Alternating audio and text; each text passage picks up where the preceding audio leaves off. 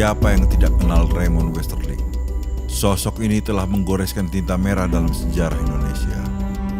Aksi kekerasan yang paling dikenal adalah di Sulawesi Selatan pada periode 1946 sampai 1947 yang mengakibatkan 3.500 orang tewas.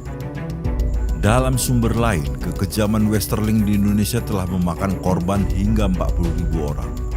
Belum lagi perlakuannya di Cikampek dan Bandung dengan memimpin Angkatan Perang Ratu Adil yang ingin mengkudeta pemerintahan Soekarno namun gagal.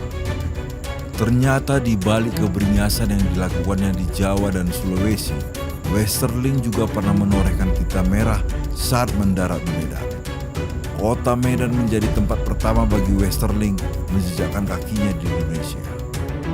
Bernama lengkap Raymond Paul Pierre Westerling, lahir di Istanbul, Turki pada tanggal 31 Agustus 1919 dari ayah bernama Paul Westerling, seorang Belanda, dan ibu bernama Sophia Machau, seorang Yunani. Karena lahir di Turki, teman-teman memanggilnya dengan nama The Turk atau si Turki. Westerling termasuk dalam 48 orang Belanda sebagai angkatan pertama yang memperoleh latihan khusus di Komando Basic Training Center di Anakiri di pantai Skotlandia. Semua orang Belanda di sini disiapkan khusus untuk menjadi komandan tentara Belanda. Setelah pemboman Hiroshima dan Nagasaki, lalu Jepang mengaku kalah, sekutu cepat mengambil tindakan. Seorang perwira Angkatan Laut Belanda, Letnan Bronges, dan seorang kawannya tiba di Medan pada tanggal 25 Agustus 1945. Ketika itu berita proklamasi belum sampai ke Medan. Bronges diperintahkan untuk membebaskan tahanan Eropa di Medan sekaligus menyiapkan kedatangan sekutu di kota ini. Suasana kota Medan saat itu kacau balau. Kota ini seolah tidak punya pimpinan. Jepang sudah lepas tangan memimpin kota Medan. Penjarahan dan perampokan terjadi di mana-mana, terutama di toko-toko Tionghoa yang dianggap pro-Belanda. Letnan Westerling sudah dipersiapkan keberangkatannya untuk menyusul Bronges ke Medan. Tanggal 14 September 1945, Westerling sudah tiba di kota Medan dengan mendarat di lapangan terbang Kolonia. Dia datang dengan 200 pasukan dengan persenjataan lengkap. Setiba di Medan, Westerling langsung memilih Hotel The Bull sebagai markasnya. Sebelum kedatangan sekutu, Westerling mengamankan kota Medan dengan cara kekerasan. Dia turut mengamankan toko-toko Tionghoa yang pro-Belanda dari penjarahan orang-orang yang dianggap teroris. Belanda memang sengaja menempatkan Westerling yang punya keahlian militer agar situasi kota Medan aman terkendali sebelum kedatangan tentara sekutu. Tanggal 10 Oktober 1945, tentara sekutu Inggris dari Divisi India ke-26 di bawah pimpinan Brigadir Ted Kelly mendarat di Pelabuhan Belawan. Mereka ditugaskan mengurus bekas tawanan perang di negara yang menjadi bagian dari sekutu.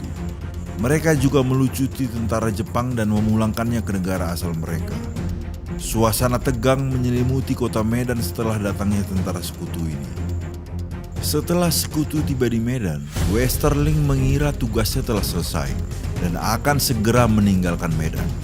Namun pimpinan tentara sekutu, Brigadir Ted Kelly, tidak setuju Westerling pergi. Kelly meminta Westerling untuk tetap di Medan membantu sekutu. Akibat permintaan Kelly, aksi kekerasan Westerling berlanjut di kota Medan.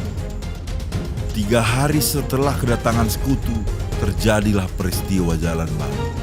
Seorang pemuda Indonesia bernama Abdul Wahid Marbun lewat di depan pensiun Wilhelmina dengan mengenakan lencana merah putih. Pasukan Nika yang bermarkas di tempat itu memberhentikan Wahid Marbun. Mereka lalu melepaskan lencana merah putih yang dikenakannya dan bahkan menyuruh menelan lencana itu. Wahid menolaknya, kemudian melarikan diri dan melaporkannya kepada para pemuda seperti F. Hutapea dan Abdul Manaf Lubis. Inilah awal terjadi pertempuran di kota Medan. Tanggal 13 Oktober 1945, pensiun Wilhelmina markas tentara Nika diserang ratusan laskar pejuang, pemuda, dan pedagang pusat pasar. Saat terjadi penyerbuan, tiba-tiba datang sebuah mobil jeep yang melaju kencang, ditumpangi oleh 2 orang Belanda, melepaskan 2 tembakan pistol ke tengah kerumunan dengan membabi buta. Seorang Indonesia tewas akibat tembakan yang dilepaskan oleh kedua orang Belanda. Ternyata salah seorang yang melepaskan tembakan dari mobil jeep itu adalah Westerling. Pemuda yang tewas itu berasal dari suku Karo. Dalam peristiwa Jalan Bali, beberapa orang tewas dan puluhan luka-luka, baik dari pihak Belanda dan Republik. Peristiwa inilah memicu Perang Medan Hari. Westerling dalam memoarnya menyebut satu nama yang paling meresahkan. Nama pengacau itu Terakan. Mungkin karena logat Belandanya hingga ejaannya agak berbeda dari aslinya. Namun yang dimaksud Westerling mungkin adalah Tarigan. Dari marganya jelas berasal dari suku Karo. Tarigan terkenal sebagai bandit ekstremis yang sangat diincar sekutu dan juga Westerling ketika itu. Tarigan sering melakukan perdagangan gelap hasil-hasil perkebunan ke Singapura dan menukarnya dengan senjata untuk membantu laskar-laskar pejuang. Tindakan Tarigan ini membuat sekutu kewalahan. Sekutu atau Inggris sudah berusaha berkali-kali menangkap Tarigan tapi tidak pernah berhasil. Markas Tarigan tidak jauh dari Medan. Persembunyiannya terletak di tengah hutan dan rawa yang sulit dijangkau pasukan sekutu. Markasnya juga siang malam dijaga anak buah Tarigan. Saat yang ditunggu Westerling tiba, dalam sebuah jamuan makan malam, seorang perwira Inggris berpangkat mayor menawarkan Westerling untuk menangkap Tarigan. Mayor itu berjanji akan memberikan sebotol scotch bermerek Black and White jika Westerling sanggup menangkap pemuda itu. Westerling santai dan menjawab, "Berikan aku waktu 1x24 jam, aku akan menangkap si brengsek itu." Perwira Inggris itu tertawa tidak percaya. Westerling tidak menggubris kesangsian mayor itu. Pukul 9 malam itu juga, Westerling bergerak memburu Tarigan. Westerling lalu mengajak dua anak buahnya yang selama ini menjadi mata-mata. Mata-mata itu seorang bersuku Batak dan seorang lagi orang India.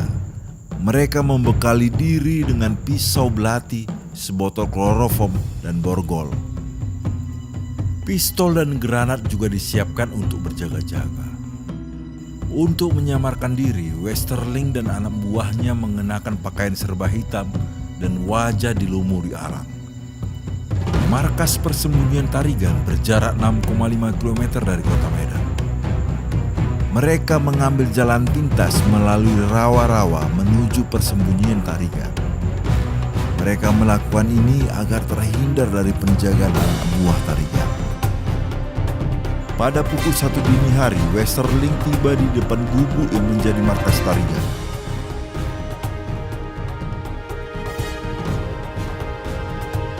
Dengan cepat dia melumpuhkan 3 orang penjaga markas itu dan membuang mayatnya ke sungai.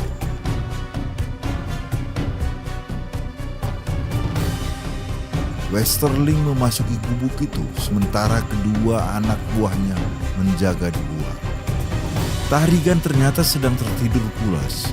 Westerling lantas menyiramkan kloroform ke kain dan menekannya ke hidung dan mulut Tarigan. Tarigan sempat meronta tapi langsung pingsan. Westerling bersama anak buahnya menggotong Tarigan ke kantornya untuk diinterogasi. Tarigan didudukkan di sebuah kursi dengan kaki dan tangan terikat. Westerling menunggu Tarigan siuman.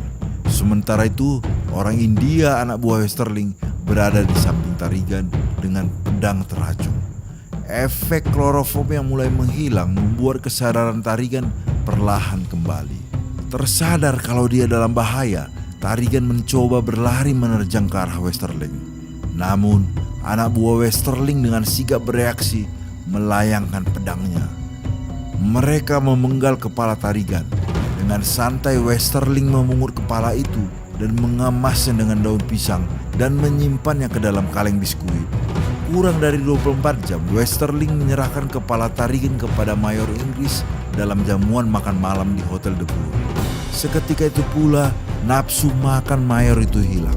Westerling pun memenangkan sebotol whisky Scotch dari Mayor Inggris itu karena membawa kepala Tarigan.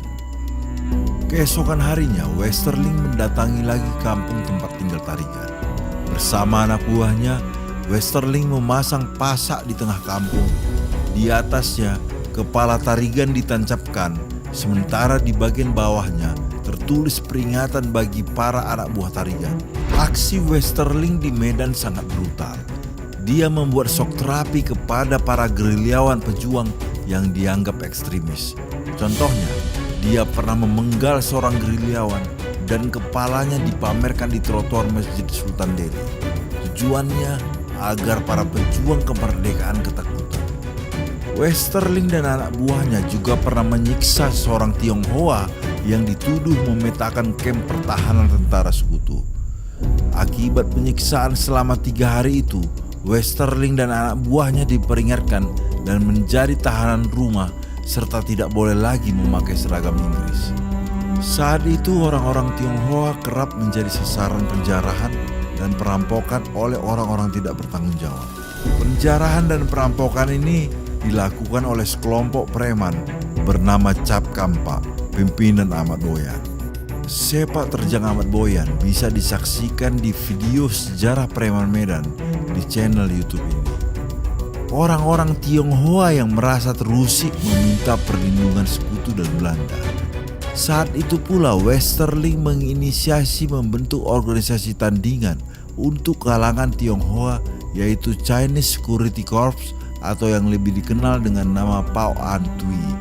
Organisasi ini mempunyai tugas untuk menjaga keluarga-keluarga Tionghoa dari gerakan-gerakan yang dilancarkan oleh Laskar Rakyat.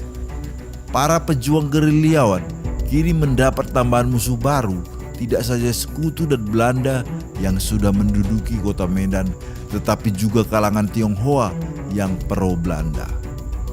Setelah tugas sekutu Inggris selesai dalam menjaga keamanan dan ketertiban dalam pemulangan tentara Jepang, maka mulai tahun 1946 pihak Belanda mulai diturunkan di kota Medan dengan misi menciptakan perdamaian dan pembangunan masyarakat. Kehadiran Belanda itu pula yang memicu konflik dan peperangan di segala penjuru Sumatera Utara. Pada tanggal 23 Juli 1946, Westerling dipindahkan dari satuan intelijen ke satuan komando. Pemindahan itu sekaligus mengakhiri masa tugas Westerling di Medan. Di bulan Juli itu pula Westerling meninggalkan kota Medan untuk bergabung dengan pasukan Kenil di Jakarta. Dari Jakarta, Westerling melanjutkan pertualangan sadisnya, salah satunya pembunuhan massal di Makassar dan pembentukan Angkatan Perang Ratu Adil (APRA) untuk menggulingkan Presiden Soekarno. Westerling hanya beberapa bulan tinggal di kota Medan, namun jejak berdarahnya menyisakan kepahitan dalam perjuangan revolusi di kota ini.